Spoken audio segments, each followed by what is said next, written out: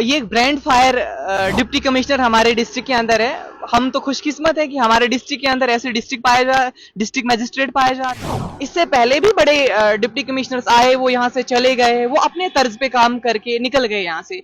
लेकिन इनका लेवल जो है वो थोड़ा डिफरेंट लेवल का है, यूनिक वन।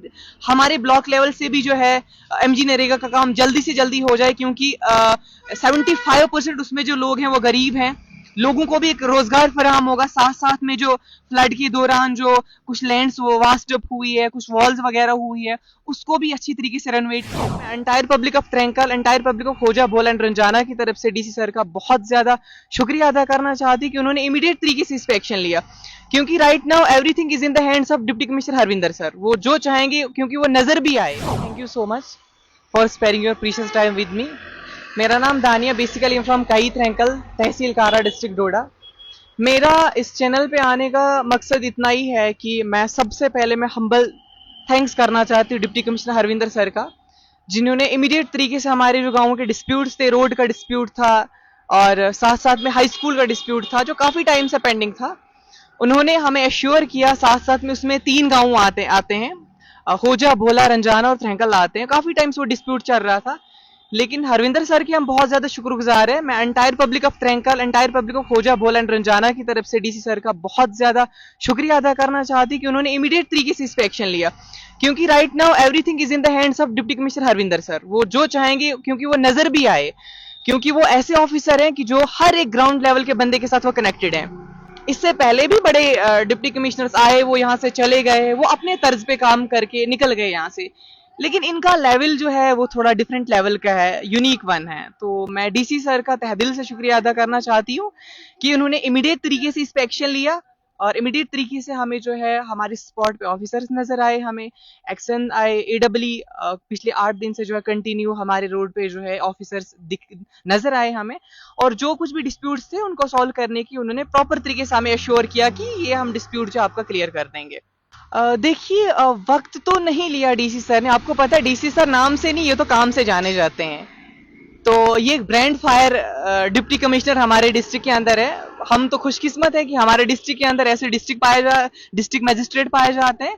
आप जाके अगर लद्दाख की हालात देखोगे, वहां पे भी जो है थोड़ा सा प्रोटेस्ट करने पे जो लोगों की हालात कैसे से कैसे हो गई थी, तो उन्होंने जो इमीडिएट तरीके से इस पे एक्शन लिया। जब मैंने डीसी सर को रिक्वेस्ट की कि सर हमारे डिस्प्यूट ऐसे रोड का मसला है, साथ साथ में हाई स्कूल का भी मसला है जो काफी टाइम से पेंडिंग है। उसमें जो था वॉल का कॉन्ट्रैक्ट एक कॉन्ट्रैक्टर को मिला था एंड रूफ टॉप का दूसरे कॉन्ट्रैक्टर को मिला था, लेकिन उस दौरान जो था बर्फ का भी सीजन था और लेंटर भी डाला जा रहा था स्कूल का।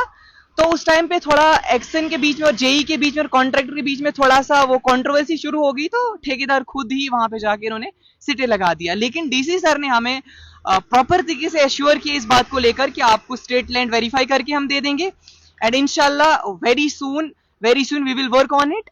तो आपको स्टेट लैंड वेरीफाई करने के बाद हम आपको बिल्डिंग भी तैयार करके देंगे, लेकिन सबसे पहले वो स्टेट लैंड वेरीफाई करेंगे अगर हमारे पास होगी, लेकिन हमारे पास अवेलेबल है।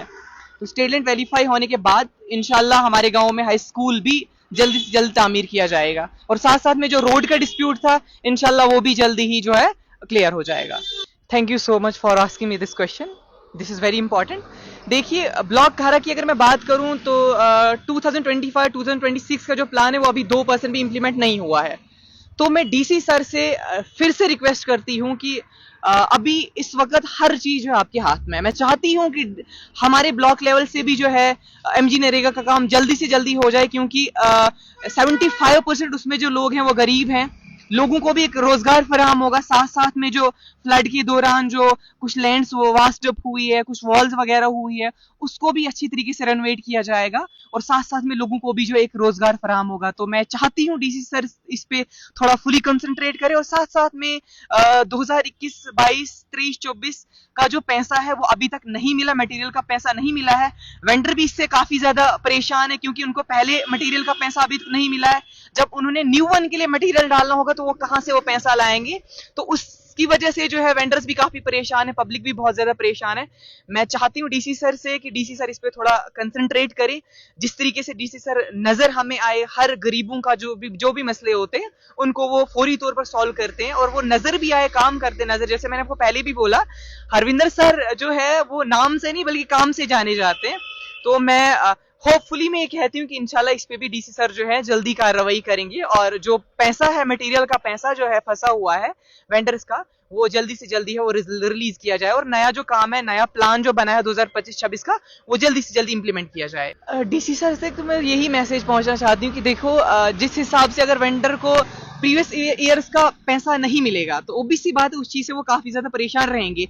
जब उनको पैसा मिलेगा तब जाकर ही वो नए प्लान के लिए जो मटेरियल लाएंगे, जो प्लान में जो काम मेंशन किए गए उनको इम्प्लीमेंट किया जाएगा। तो मैं चाहती हूँ वो हायर अथॉरिटीज से बात करें, जो इसके हुक्मरान हैं, जो इसके जिम्मेदार है, जो रेस्पॉन्सिबल पीपल है इसके, वो उनसे बात करके जो पैसा इनका है 2017 की बात अगर आपने की, मैं अगर 21, 22, 23, 24 की बात करूं, जो पैसा बचा है वेंडर्स का, जो पेंडिंग है, जो काफी टाइम से अभी तक उनके अकाउंट्स में नहीं डाला गया है, मैं चाहती हूँ कि वो जल्दी से जल्द उनके अकाउंट में ट्रांसफर किया जाए, तो ताकि दूसरे प्लान का जो काम है वो जल्दी से जल्दी हर ब्लॉक में जो इम्प्लीमेंट किया जाएगा।